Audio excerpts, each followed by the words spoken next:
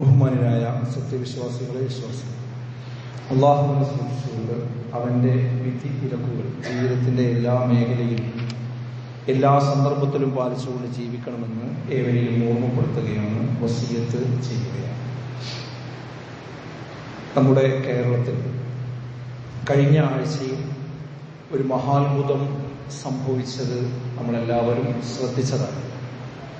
ഒരു സഹോദരൻ സൗദി അറേബ്യയിൽ വധശിക്ഷയ്ക്ക് വിധിച്ച് 18 വർഷം ജയിലിൽ കഴിയുകയും അതിനുശേഷം ആ കൊല്ലപ്പെട്ട കുട്ടിയുടെ കുടുംബം അദ്ദേഹത്തിൽ നിന്ന് ദിയ സ്വീകരിച്ചുകൊണ്ട് മോചിപ്പിക്കാമെന്ന ഒരു വാഗ്ദാനം നൽകുകയും ചെയ്ത സന്ദർഭത്തിൽ 34 കോടി രൂപ നൽകുകയാണെങ്കിൽ അദ്ദേഹത്തിന് മാപ്പ് കൊടുക്കാമെന്നാണ് ആ കുടുംബം പറഞ്ഞത്.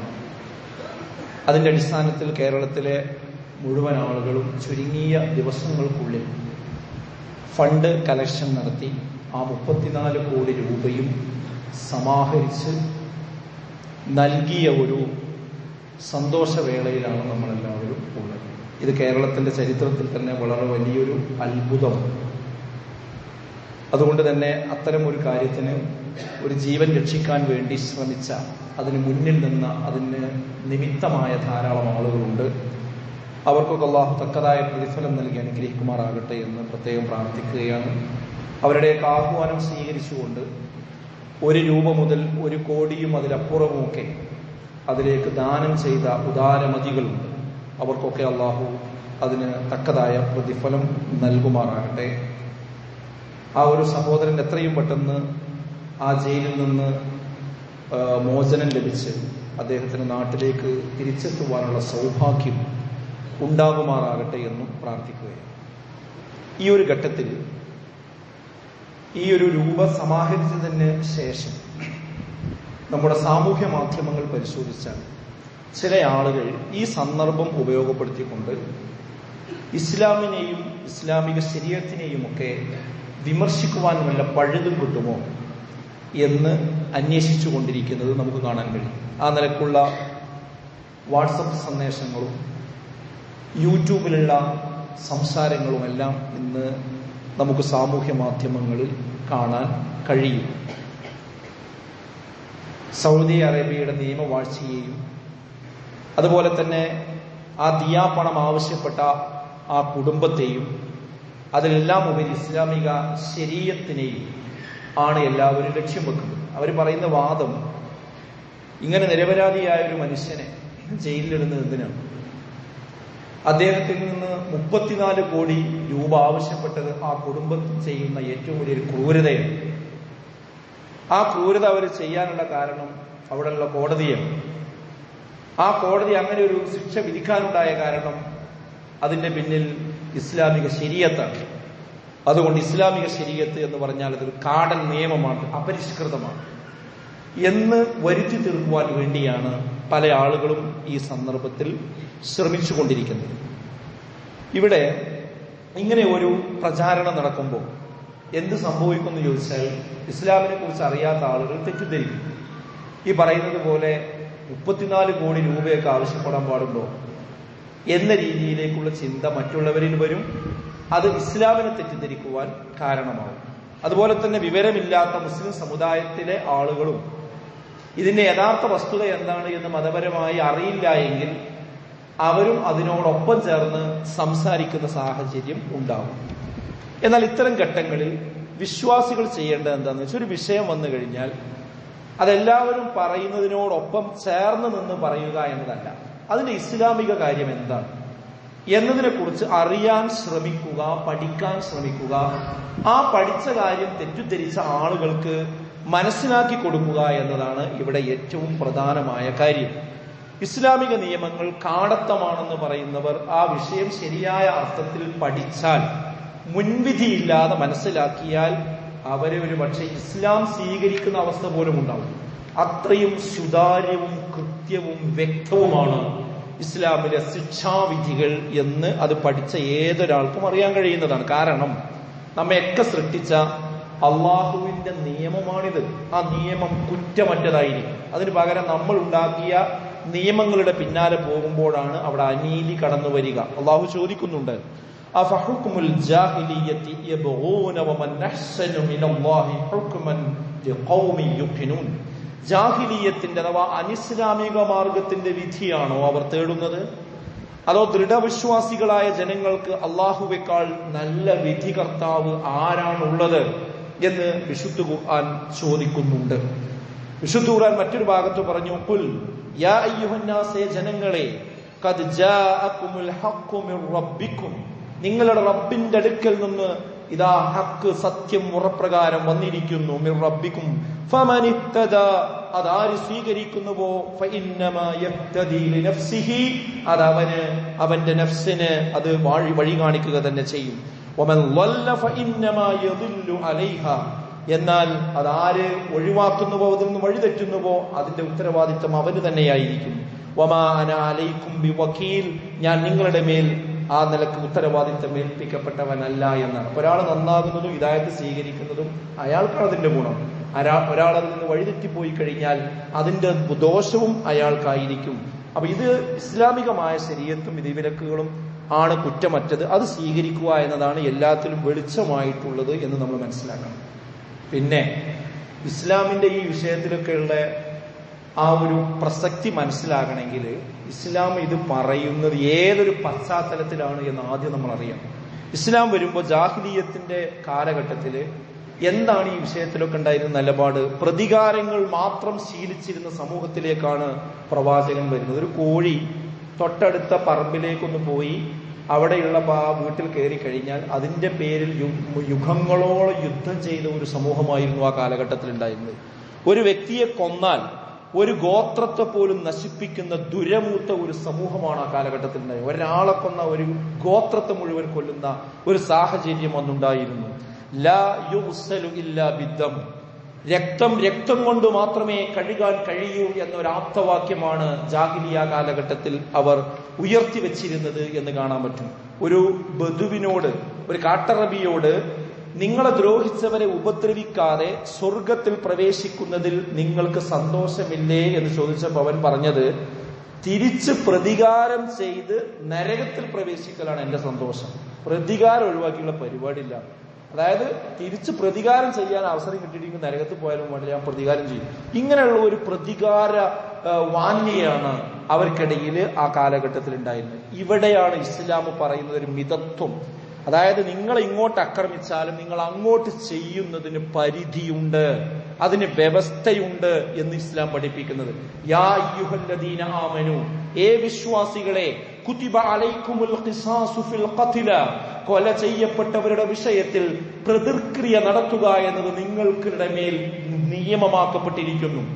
ആ നിയമം എങ്ങനെയാണ്? അൽ ഹുർറു ബിൽ ഹുർരി, ഒരു സ്വതന്ത്രൻ വധിക്കപ്പെട്ട് കഴിഞ്ഞാൽ അതിന് പകരം ഒരു സ്വതന്ത്രനെ മാത്രമേ വധിക്കാൻ പാടുള്ളൂ. വൽ അബ്ദു ബിൽ അബ്ദി, ഒരടിമക്ക് ഒരടിമ. വൽ ഉൻസ ബിൽ ഉൻസ, ഒരു സ്ത്രീക്ക് ഒരു സ്ത്രീ. ഫമൻ ഉഫിയ ലഹു മിൻ അഖീഹി ശൈ, എന്നാൽ ആർക്കെങ്കിലും തന്റെ സഹോദരനിൽ നിന്ന് വല്ലതും മാപ്പ് ചെയ്ത് കിട്ടുന്ന പക്ഷം ഫത്തിബാഉൻ ബിൽ മഅറൂഫി വഅദാഉൻ ഇലൈഹി ബിഇഹ്സാൻ, അപ്പോൾ ആ മര്യാദയെ പിൻപറ്റലും നല്ല നിലയിൽ ആ ദിയ കൊടുക്കലും അതിനെയാണ് നിങ്ങൾ സ്വീകരിക്കേണ്ടത്. ദാലിക തഖ്ഫീഫും മിർ റബ്ബിക്കും വറഹ്മ, അത് നിങ്ങളുടെ റബ്ബിന്റെ അടുക്കൽ നിന്നുള്ള പ്രത്യേക ഇളവും കാരുണ്യവുമാകുന്നു. ഫമൻ യഅ്തദാ ബഅദ ദാലിക ഫലഹു അദാബുൻ അലീം, ആരെങ്കിലും അതിനപ്പുറത്തേക്ക് അതിര് കവിഞ്ഞു പോയാൽ അവർക്ക് വേദനാജനകമായ ശിക്ഷയാണുള്ളത് എന്ന് വിശുദ്ധ ഖുർആൻ ഓർമ്മപ്പെടുത്തുന്നുണ്ട്. ഇസ്ലാമിന്റെ തത്വത്രയേ ഉള്ളൂ. ഒരാള് പിന്നെ മുൻധാരണയോടുകൂടി മുൻവിധിയോടുകൂടി കരുതി കൂട്ടി ഒരാളെ കൊന്നു കഴിഞ്ഞാൽ അതിന് ബദൽ അതേപോലെ കൊല്ലുക എന്നുള്ളതാണ് അതിന്റെ നീതി എന്നാണ് ഇസ്ലാം പറയുന്നത്. ഇപ്പൊ പത്രമാധ്യമങ്ങളിൽ ദിനേന കൊലപാതക വാർത്തകൾ നമ്മൾ കണ്ടുകൊണ്ടിരിക്കുന്നുണ്ട്. നമ്മുടെ നാട്ടിലൊക്കെ എത്ര കൊലപാതകങ്ങളാണ്, അതിക്രൂരമായ രീതിയിലുള്ള കൊലപാതകങ്ങളാണ് സംഭവിക്കുന്നത്. ഇത് ആവർത്തിക്കുന്നതിന് പല കാരണങ്ങളുണ്ട്. അതിൽ ഒരു കാരണം എന്താണെന്ന് ചോദിച്ചാൽ, ഇത് ചെയ്തു കഴിഞ്ഞാൽ അവരപ്പം തന്നെ ശിക്ഷിക്കപ്പെടുന്നില്ല എന്നതാണ് നമ്മളെ നാട്ടിൽ ഇത് വർദ്ധിക്കാനുള്ളൊരു കാരണം. പിന്നെ അതിന് പ്രത്യേക തെളിവ് കണ്ടെത്തി സാക്ഷികളെ കണ്ടെത്തി അതിന്റെ പ്രൊസീജറുകളിലേക്ക് പോയി എത്രയോ കാലങ്ങൾ കഴിഞ്ഞിട്ട് അവരൊക്കെ വെറുതെ വിടുന്നൊരവസ്ഥയാണ്. എന്തേ കാരണം? എല്ലാവർക്കും അറിയാം അവരാണ് അത് ചെയ്തത്, പക്ഷെ അത് തെളിയിക്കാൻ പലപ്പോഴും സാധിച്ചില്ല. അതിന് നമ്മുടെ നിയമ സംവിധാനത്തിലുള്ള പല തെളിവുകളും അതിന്റെ സാക്ഷികൾ കൺമുമ്പിൽ കണ്ട സംഭവമാണെങ്കിലും അവസാനം എല്ലാവരും കൂറുമാറുന്ന അവസ്ഥ, കൂറുമാറിയില്ലെങ്കിൽ ആ സാക്ഷികൾ കൊല്ലപ്പെടുന്ന അവസ്ഥ. അങ്ങനെ എത്രയെത്ര സംഭവങ്ങളാണ് നമ്മുടെ നാട്ടിലുണ്ടായിരിക്കുന്നത്. അതുകൊണ്ട് തന്നെ ഒരാള് വധിക്കപ്പെട്ടു കഴിഞ്ഞാൽ അതിന് കൃത്യമായ ശിക്ഷ കിട്ടും എന്നാണ് തോന്നിക്കഴിഞ്ഞാൽ മാത്രമേ ഈ കൊലപാതകങ്ങൾക്ക് ഒരു അറുതി ഉണ്ടാവുകയുള്ളൂ. അതാണ് നീതി എന്ന് പറയുന്നത്. അതുകൊണ്ടാണ് ഇസ്ലാം എന്ന് പറഞ്ഞത്, ഒരാളങ്ങോട്ട് കൊന്നാൽ അങ്ങോട്ട് ഒരാളെ കൊല്ലാം, അതിനപ്പുറത്തേക്ക് പോകാൻ പാടില്ല. അതിനൊരു ഹദ് വെച്ചത് അതുകൊണ്ടാണ് എന്ന് നമ്മൾ മനസ്സിലാക്കണം. കുറ്റവാളി അർഹിക്കപ്പെട്ട ശിക്ഷ ലഭിക്കാതെ രക്ഷപ്പെടുമ്പോൾ കൊല ചെയ്യപ്പെട്ടവരുടെ ബന്ധുക്കളുടെ കണ്ണുനീരുകൾ എത്രയോ നമ്മൾ നമ്മുടെ നാട്ടിൽ കണ്ടതാണ്. ഇവിടെയാണ് ഇസ്ലാമിക ശിക്ഷാ നിയമം മികച്ചു നിൽക്കുന്നത് എന്ന് നമ്മൾ മനസ്സിലാക്കണം. 3 രൂപത്തിലാണ് കൊലപാതകങ്ങൾ പൊതുവെ സമൂഹത്തിൽ നടക്കാറുള്ളത്. അതില് ആ 3നെയും ഇസ്ലാം കൃത്യമായി വിശദീകരിച്ചിട്ടുണ്ട്. അതിലൊന്ന് അറിയാതെ സംഭവിക്കുക എന്നുള്ളതാണ്. അറിയാതെ അബദ്ധത്തിൽ സംഭവിക്കുക, ഖത്ലുൽ ഖത, അതാണ് അതിന് പറയാറുള്ളത്. അതായത് അബദ്ധത്തിൽ സംഭവിക്കുക, അറിയാതെ സംഭവിക്കുക. ഉദാഹരണമായി പറയുകയാണെങ്കിൽ, ഒരാളൊരു വേട്ടമൃഗത്തെ വെടിവെച്ച് അബദ്ധത്തിൽ അതൊരു വ്യക്തിക്ക് കൊണ്ടു അയാൾ മരിച്ചു എന്ന് കരുതുക, അത് അബദ്ധത്തിലുള്ള കൊലയാണ്. അയാൾ ഉന്നം വെച്ചതൊരു വേട്ടമൃഗത്തെയാണ്, പക്ഷെ വേട്ടമൃഗത്തിന് നേരെ അമ്പ ചെയ്തപ്പോൾ കൊണ്ടതൊരു മനുഷ്യനായി പോയി. ആ മനുഷ്യൻ എന്ത് ചെയ്തു? മരണപ്പെട്ടു. ഇതാണ് അറിയാതെ സംഭവിക്കുന്ന കൊലക്കുള്ള ഒരു ഉദാഹരണം എന്ന് പറയുന്നത്. രണ്ടാമത്തേത് മനഃപൂർവമല്ല, എന്നാൽ ആ മനഃപൂർവമാണ് എന്നതിനോട് സാദൃശ്യപ്പെടുന്ന കൊലപാതകം. മനഃപൂർവമല്ല യഥാർത്ഥത്തിൽ ചെയ്തത്, എന്നാൽ അത് അതിനോട് സാദൃശ്യമുണ്ട് എന്ന് തോന്നുന്നത് ഷിബുഹുൽ അമദ് എന്നാണ് അതിന് പൊതുവെ പറയാറുള്ളത്. കൊല ചെയ്യുക എന്ന ഉദ്ദേശത്തിലല്ലാതെ സാധാരണ കൊലക്ക് ഉപയോഗിക്കാത്ത വസ്തുക്കൾ മുഖേന മരണപ്പെടുക, അതാണ് ഉദ്ദേശിക്കുന്നത്. ഉദാഹരണമായി പറയുകയാണെങ്കിൽ, പരസ്പരം തർക്കിക്കുന്നതിനിടയിൽ ചെറിയ ഒരു വടി കൊണ്ട് ഒരു അടി കൊടുത്തു, പക്ഷേ അത് അയാളുടെ മർമ്മത്തിൽ കൊണ്ടു വ്യക്തി തൽക്ഷണം മരണപ്പെട്ടു. ഇത് അയാൾ കൊല്ലാൻ വിചാരിച്ചതല്ല. ഒന്ന് ആ തർക്കം വന്നു, അങ്ങോട്ടും ഇങ്ങോട്ടും തച്ചു, അപ്പൊ ഒരു വടിയാണ് കയ്യിലുള്ളത്. ആ വടി കൊണ്ട് അയാൾ അടിച്ചപ്പോ കൊല്ലണമെന്ന് കരുതി അടിച്ചതല്ല, പക്ഷെ അയാളെ മർമ്മത്തിൽ അത് കൊണ്ടുപോയി, അങ്ങനെ തിരു മരണപ്പെട്ടു. ഇതാണെന്ത്? മനഃപൂർവമല്ല, എന്നാൽ അതിനോട് സാദൃശ്യമുള്ള കൊലപാതകം എന്ന് പറയുന്ന രണ്ടാമത്തെ. ഇത്തരം സാഹചര്യങ്ങളിൽ കുറ്റവാളി കഫാറത്തും ദിയയും നൽകണം എന്നതാണ് വിശുദ്ധ ഖുർആനിന്റെ ആശയം. വമാ കാന ലിമുഅ്മിനിൻ അൻ യഖ്തുല മുഅ്മിനൻ ഇല്ലാ ഖതാ. അബദ്ധമായിട്ടല്ലാതെ ഒരു വിശ്വാസിയിൽ നിന്നൊരിക്കലും കൊല സംഭവിക്കുകയില്ല. ഒരു വിശ്വാസിയാണെങ്കിൽ അവൻ മനഃപൂർവ്വം എന്ത് ചെയ്യൂല, ഒരാളൊരിക്കലും കൊല്ലുകയില്ല, അബദ്ധത്തിൽ മാത്രമേ അങ്ങനെ സംഭവിക്കുകയുള്ളൂ. വമൻ ഖതല മുഅ്മിനൻ ഖതഅ, അങ്ങനെ ഖതആയ രീതിയിൽ അബദ്ധത്തിൽ ഒരു മുഅ്മിൻ വധിക്കപ്പെട്ടു കഴിഞ്ഞാൽ ഫതഹരീറു റഖബത്തിൻ മുഅ്മിനത്തിൻ, അതിന് പകരം ഒരു മുഅ്മിനായ ഒരു അടിമയെ അവൻ സ്വതന്ത്രമാക്കട്ടെ. വദിയത്തുൻ മുസല്ലമത്തുൻ ഇലാ അഹ്ലിഹി ഇല്ലാ അൻ യസദ്ദഖൂ, അതോടൊപ്പം തന്നെ അവൻ അതിന് ദിയ കൊടുക്കുകയും ചെയ്യട്ടെ. അപ്പൊ ഈ 2 കാര്യങ്ങൾ, കഫാറത്തും ദിയയും നൽകിക്കൊണ്ട് അതിൽ നിന്ന് രക്ഷപ്പെടുക എന്നതാണ് പ്രധാനം. നബി സല്ലല്ലാഹു അലൈഹി വസല്ലം പറഞ്ഞിട്ടുണ്ട്, ഇന്നല്ലാഹ വദഅ അൻ ഉമ്മതി അൽ ഖത വന്നിസ്യാൻ വമസ്തുകിരിഹു അലൈഹി. അബ്ദുല്ലാഹി ഇബ്നു അബ്ബാസ് റളിയല്ലാഹു അൻഹു നബി സല്ലല്ലാഹു അലൈഹി വസല്ലം പറയാണ്, തീർച്ചയായും അല്ലാഹു എന്റെ ഉമ്മത്തിന് അബദ്ധവും മറവിയും നിർബന്ധിക്കപ്പെട്ട് ചെയ്ത കാര്യങ്ങളും പുറത്തു കൊടുത്തിട്ടുണ്ട്. അബദ്ധം പുറത്തു കൊടുക്കും, മറവി പുറത്തു കൊടുക്കും, അതുപോലെ തന്നെ നിർബന്ധിതാവസ്ഥയിൽ നമ്മൾ ചെയ്യേണ്ടി വന്ന ഒരു കാര്യം അത് തെറ്റാണെങ്കിൽ പോലും അള്ളാഹു എന്തിയും പുറത്തു കൊടുക്കും എന്നതാണ്. ഇതൊക്കെ ഇസ്ലാമിന്റെ അടിത്തറയാണ്. പ്രവാചകന്റെ കാലത്ത് നടന്ന ഒരു സംഭവമുണ്ട്. ഹുദൈൽ ഗോത്രത്തിലെ 2 സ്ത്രീകൾ തമ്മിൽ വഴക്കുണ്ടായി. ഒരാള് മറ്റൊരാളെ ഒരു കല്ലുകൊണ്ട് എറിഞ്ഞു. അതില് ആ രണ്ടാമത്തെ സ്ത്രീയും അവര് ഗർഭിണിയായിരുന്നു, അവരുടെ വയറ്റിലെ കുഞ്ഞും അത് മുഖേന മരണപ്പെടുകയുണ്ടായി. ഈ സംഭവം നബി സല്ലല്ലാഹു അലൈഹി വസല്ലമയുടെ അടുത്തെത്തിയപ്പോൾ നബി സല്ലല്ലാഹു അലൈഹി വസല്ലമ വിധിച്ചത് ഇപ്രകാരമാണ്: ഗർഭാവസ്ഥയിലുള്ള കുഞ്ഞിന്റെ ദിയ അത് ഒരു ഉറയാണ്. ഒരു ഉറ എന്ന് പറഞ്ഞാൽ ഒരു അടിമയെ മോചിപ്പിക്കലാണ്. പിന്നെ സ്ത്രീയുടെ ദിയത്ത് അവളുടെ കുടുംബാംഗങ്ങൾ നൽകുകയും ചെയ്യണം എന്ന ഒരു വിധിയാണ് റസൂലുള്ളാഹി സ്വല്ലല്ലാഹു അലൈഹി വസല്ലം അവിടെ ചെയ്തത്. അഥവാ അറിയാതെ അബദ്ധത്തിൽ സംഭവിച്ചത് കൊണ്ട് അതിന് പ്രായശ്ചിത്തം ചെയ്യാൻ വേണ്ടിയാണെന്ന് അവിടെ കൽപ്പിക്കപ്പെട്ടത്. ഇനി മൂന്നാമത്തെ സംഭവം, മൂന്നാമത്തെ ഒരു രീതി എന്ന് പറയുന്നത് അത് മനഃപൂർവ്വം വധിക്കുക എന്നതാണ്. കരുതി കൂട്ടി അതിന് ആയുധങ്ങൾ ഒരുക്കി, ആളുകളെ ഒരുക്കി, അതിന് നേരവും സമയം നോക്കി നിന്ന് മനഃപൂർവ്വം ഒരാളെ വധിക്കുക എന്നതാണ് മൂന്നാമത്തെ രീതി എന്ന് പറയുന്നത്. ഇത്തരം സാഹചര്യത്തിൽ കുറ്റം തെളിയിക്കപ്പെട്ട് കഴിഞ്ഞാൽ, അങ്ങനെ ആരെങ്കിലും പറഞ്ഞാൽ പോരാ, അത് ശരിയാണ് എന്ന് തെളിഞ്ഞു കഴിഞ്ഞാൽ അതിന് 3 രൂപമാണുള്ളത്. ഒന്നുകിൽ വധശിക്ഷയാണ്, നേരത്തെ പറഞ്ഞ പോലെ കൊന്നവന് പകരം ഒരാളെ കൊല്ലുക എന്നതാണ് ഒന്നാമത്തെ കാര്യം. രണ്ടാമത്തേത് മോചനദ്രവ്യം നൽകുക എന്നതാണ്.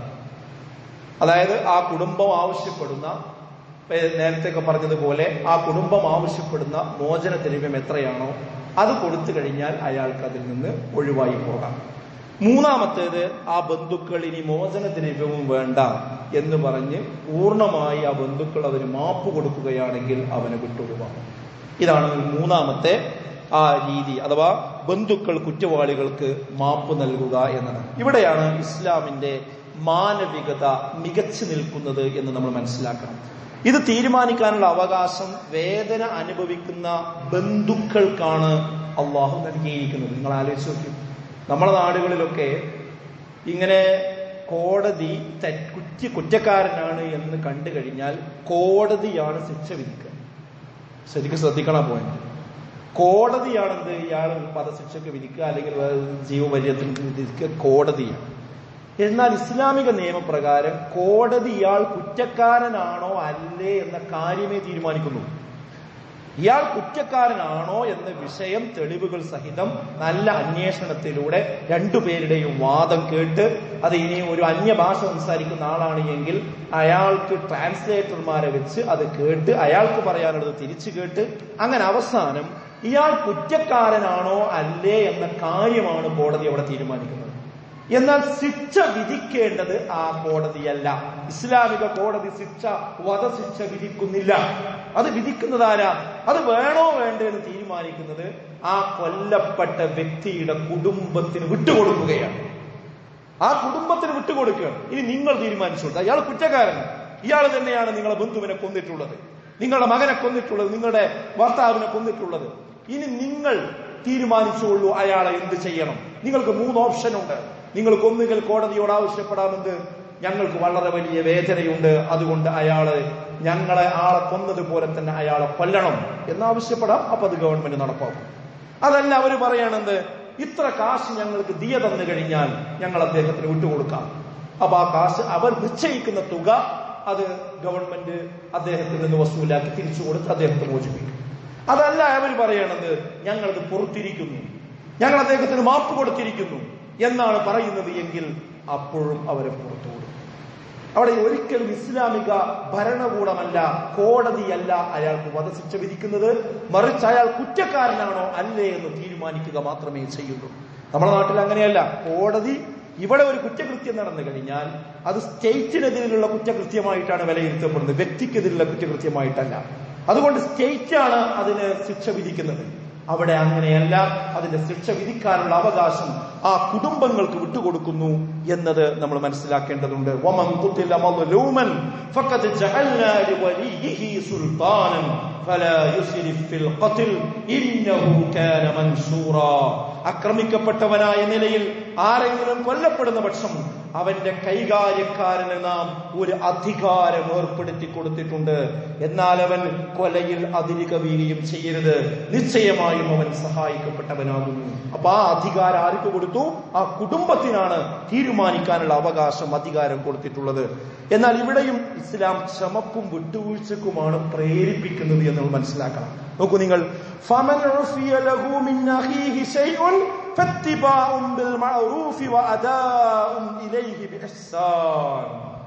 നിങ്ങൾ അവർക്ക് ഇങ്ങനെയൊക്കെ വധശിക്ഷ പകരം ചെയ്യാം, നിങ്ങൾക്ക് മോചനദ്രവ്യം ആവശ്യപ്പെടാം, എന്നാൽ നിങ്ങൾ പുറത്തു കൊടുക്കലാണ്, വിട്ടുകൊടുക്കലാണ് നിങ്ങൾക്ക് ഖൈറായിട്ടുള്ളത് എന്ന് പറയുന്നു. എന്നിട്ട് പറയണല്ല, ദാലിക തഖ്ഫീഫും മിർ റബ്ബിക്കും, നിങ്ങളുടെ റബ്ബിങ്കൽ നിന്നുള്ള ഒരു ഇളവാണത്, വറഹ്മത്തുൻ, അത് കാരുണ്യവുമാണ് നിങ്ങളോട്. അതിനപ്പുറത്തേക്ക് ആരെങ്കിലും പോയാൽ അവൻ എന്താണ്? വലിയ കുറ്റവാളിയാണ്, അവൻ ശിക്ഷിക്കപ്പെടേണ്ടവനാണ് എന്നാണ്. അപ്പൊ മോചനദ്രവ്യമായി വ്യത്യസ്ത പ്രായങ്ങളിലുള്ള 100 ഒട്ടകങ്ങളെയാണ് ഇസ്ലാം വെച്ചിട്ടുള്ളത്. അബദ്ധത്തിലോ അറിയാതെയോ സംഭവിച്ച കൊലയിൽ ഇതിൽ അധികം വാങ്ങാൻ പാടില്ല. നമ്മൾ നേരത്തെ പറഞ്ഞ രണ്ടാമത്തെ ഗണത്തിലാണെങ്കിൽ അതിന് മോചനദ്രവ്യം 100 ഒട്ടകമേ ആവശ്യപ്പെടാൻ പാടുള്ളൂ. എന്നാൽ മനഃപൂർവ്വം കൊല നടത്തിയാൽ മോചനദ്രവ്യത്തിൽ അധികമായി കൊല്ലപ്പെട്ട ആളുകളുടെ വ്യക്തികൾക്ക് ചോദിക്കാം. ഇതിന് മുസാലഹ എന്നാണ് പൊതുവെ പറയപ്പെടുക. അത് ബോധപൂർവം കൊന്നതാണ് എങ്കിൽ അതിന്റെ പൂർണ്ണ അവകാശം, തുക നിശ്ചയിക്കാനുള്ള അവകാശം ആ കുടുംബത്തിനാണ്. ആ കുടുംബം പറയുന്ന തുക എന്ത് ചെയ്യണം, കൊടുക്കണം എന്നതാണ് നമുക്ക് മനസ്സിലാക്കാൻ കഴിയുന്നത്.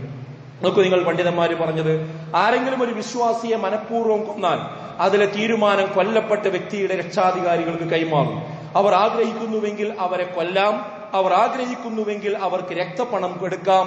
അതായത് 30 ഹിക്ക 4 വയസ്സായ ഒട്ടകം, 30 ജിസ അത് 5 വയസ്സായ ഒട്ടകം, 40 ഖലിഫ അഥവാ ഗർഭിണിയായ ഒട്ടകം.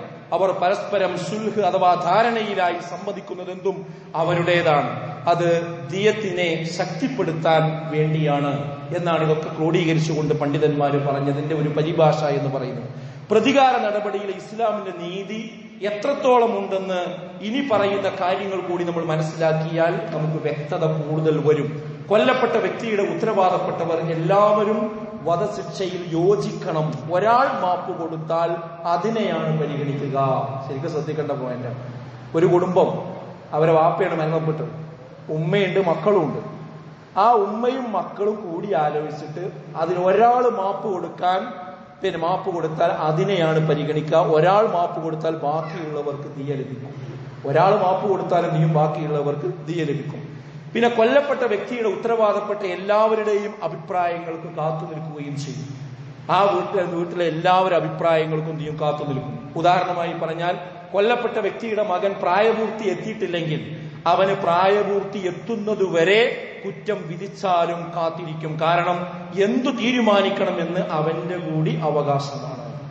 ഈ വിഷയത്തിലൊക്കെ ഈ അടുത്ത കാലത്തുണ്ടായ വിഷയത്തിലൊക്കെ സംഭവിച്ച ഇയാൾ 18 വർഷം ജയിലിൽ കടക്കാൻ കാരണം അയാളെ ശിക്ഷിക്കാനല്ല, അയാളെ വധശിക്ഷയിൽ നിന്ന് രക്ഷപ്പെടുത്താൻ വല്ല മാർഗമുണ്ടോ എന്ന് അന്വേഷിക്കാനാണ് 18 കൊല്ലം. കാരണം ഈ കുടുംബത്തിലെ ചില കുട്ടികൾ പ്രായപൂർത്തിയാകേണ്ടവരുണ്ടായിരുന്നു. അവർ പ്രായപൂർത്തിയായി അവരുടെ അഭിപ്രായം കൂടി കിട്ടിയ ശേഷം ഇയാളുടെ കാര്യത്തിൽ തീരുമാനമെടുക്കാൻ വേണ്ടിയാണ് ഇത്രയും കാലം നീട്ടിക്കൊണ്ടുപോയത് എന്നുകൂടി നമ്മൾ മനസ്സിലാക്കണം. ഇല്ലെങ്കിൽ എന്നോ അദ്ദേഹത്തെ ആ വധശിക്ഷയ്ക്ക് വിധേയമാക്കിയിട്ടുണ്ടാവും. ഇതൊക്കെ നമ്മൾ തിരിച്ചറിയേണ്ടതാണ്. മുആവിയ ഖുതാബ് ബിൻ ഹുഷൂം ശിക്ഷ വിധിച്ചപ്പോൾ കൊല്ലപ്പെട്ട വ്യക്തിയുടെ മകൻ പ്രായപൂർത്തി എത്തുന്നതുവരെ അദ്ദേഹത്തെ തടവിൽ വെച്ചു എന്ന് നമുക്ക് ചരിത്രത്തിൽ കാണാൻ കഴിയുന്ന കാര്യമാണ്.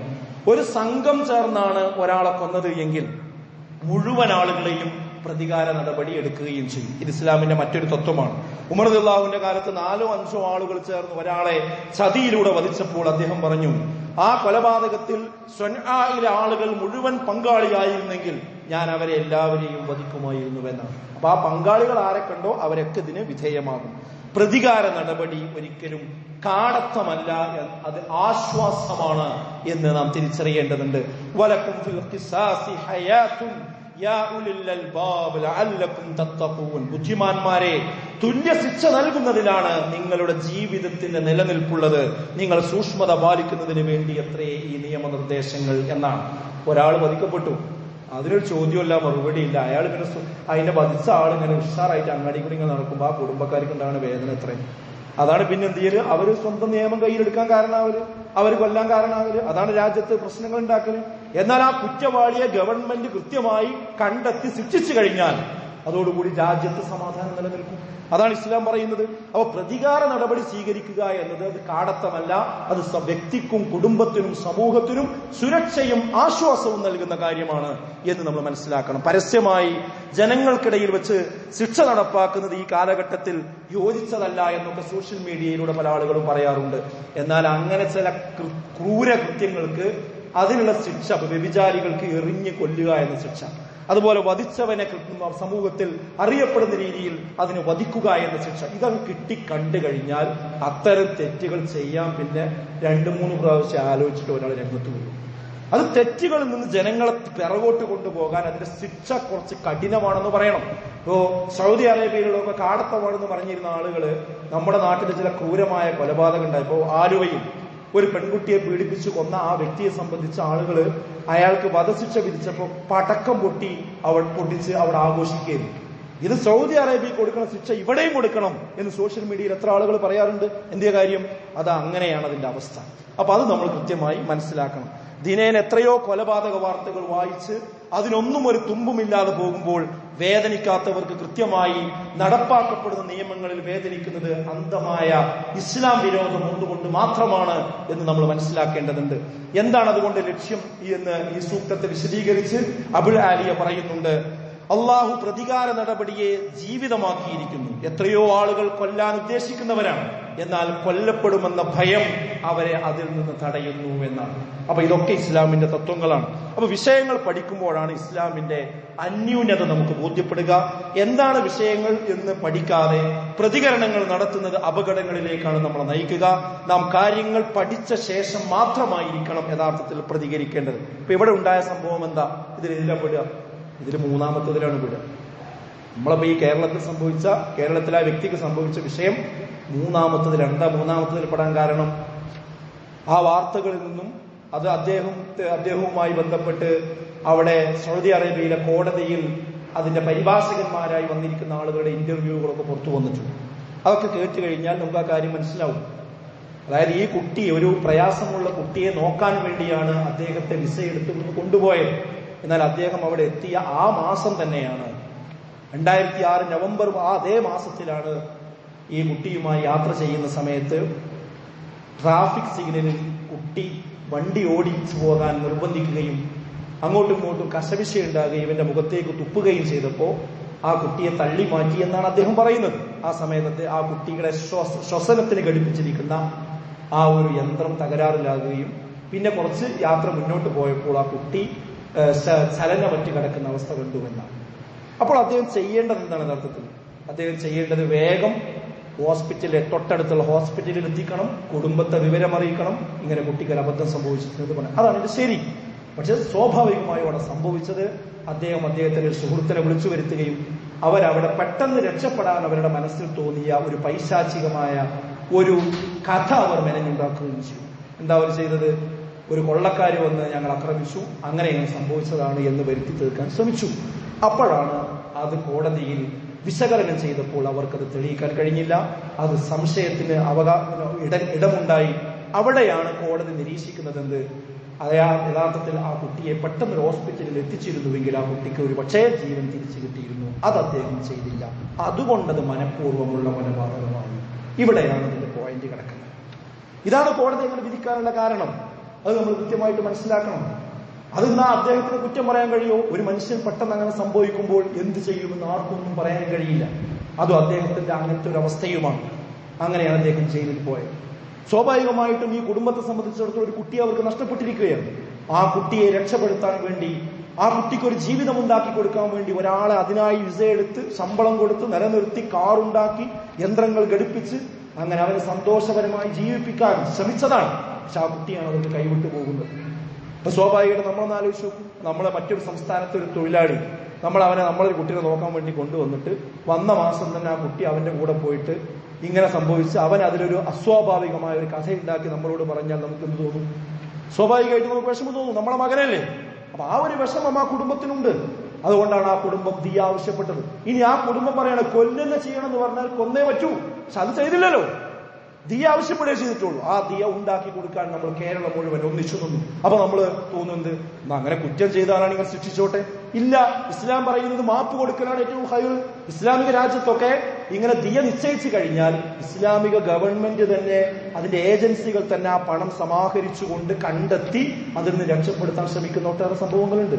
എത്രയോ സൗദിയിലെ പൗരന്മാർ ഇങ്ങനെ ദിയ നിശ്ചയിച്ചിട്ട് ആ ദിയ കളക്ട് ചെയ്തെടുത്ത ആളുകളെ രക്ഷപ്പെടുത്തിയ സംഭവങ്ങളുണ്ട്. ഇസ്ലാമിന്റെ മാനവികതയാണത്, ഇസ്ലാമിന്റെ കാരുണ്യമാണത്. ആ കാരുണ്യത്തിന്റെ വാതിൽ അള്ളാഹു തുറന്നു വെച്ചതുകൊണ്ടാണ് ആ സഹോദരൻ നിന്ന് രക്ഷപ്പെടാനുള്ള അവസരമുണ്ടായത്. അപ്പൊ ആ ഒരു സംഗതി പണം കൊടുത്തു എന്നത്, അതിന് നമ്മൾ കേരളക്കാർ കാണിച്ച കാരുണ്യം അതിലും വലിയൊരു കാര്യമാണ്. എല്ലാവരും കൈകോർത്തു. വർഗീയതയുടെ വിശപ്പുക എല്ലാവരും ഒന്നിച്ചു തുപ്പാൻ ചില ആളുകളോട് ശ്രമിച്ചപ്പോ ഇല്ല, കേരളത്തിൽ ഒരിക്കലും വർഗീയ മതിലുകൾ കൊണ്ട് സ്നേഹത്തിന്റെ ആളുകളെ, കാരുണ്യത്തിന്റെ കാര്യങ്ങളെ ഇവിടെ ഒരിക്കലും തടഞ്ഞു നിർത്താൻ കഴിയില്ല എന്ന് കേരളം ഈ പ്രക്ഷുബ്ധമായ സാഹചര്യത്തിലും തെളിയിച്ച നിമിഷങ്ങളായിരുന്നു യഥാർത്ഥത്തിൽ കഴിഞ്ഞു പോയത്. അപ്പൊ ഇവിടെ യഥാർത്ഥത്തിൽ മനസ്സിലാക്കേണ്ടത് ഇസ്ലാമിക കോടതി അവിടെ തെറ്റ് ചെയ്തിട്ടില്ല, ആ കുടുംബം അദ്ദേഹത്തിനോട് തെറ്റ് ചെയ്തിട്ടില്ല. അതോടൊപ്പം തന്നെ ഇസ്ലാം അയാൾക്ക് അനുവദിച്ചു കൊടുത്ത ആ ദിയാ പണം ശേഖരിക്കുക എന്നത് പുണ്യമുള്ള കാര്യമാണ്. ഒരു മനുഷ്യനെ രക്ഷപ്പെടുത്തലാണ്, അദ്ദേഹത്തിന് തൗബ ചെയ്യാനും നല്ല രീതിയിൽ ജീവിക്കാനുമുള്ള ഒരവസരം ഉണ്ടാക്കി കൊടുക്കൽ നന്മയാണ്. ആ നന്മയിൽ നമ്മൾ പങ്കാളികളായി എന്ന് മാത്രം. ഇങ്ങനെയാണ് ഈ വിഷയത്തെ നമ്മൾ മനസ്സിലാക്കേണ്ടത്. അതല്ലാതെ ഈ സന്ദർഭം കിട്ടിയപ്പോൾ അത് ഇസ്ലാം മോശമാണ് എന്ന് പ്രചരിപ്പിക്കുന്ന ആളുകൾ ആരൊക്കെയുണ്ടോ അവർ ഇസ്ലാം വിരോധം മാത്രം വെച്ച് പുലർത്തുന്നവരാണ് എന്ന് വിശ്വാസികളായി നമ്മൾ മനസ്സിലാക്കണം. ഏത് വിഷയം വന്നാലും അതിനോടൊപ്പം ചേർന്ന് എന്തെങ്കിലും അബദ്ധം പറയുന്നതിന് പകരം ഇസ്ലാമിനെ പറ്റി പഠിച്ച് അതിന്റെ മർമ്മം മനസ്സിലാക്കി പ്രതികരിക്കുവാൻ നമ്മൾ തയ്യാറാകണം. അതിന് അല്ലാഹു നമുക്ക് ഏവർക്കും തൗഫീഖ് നൽകി അനുഗ്രഹിക്കുമാറാകട്ടെ.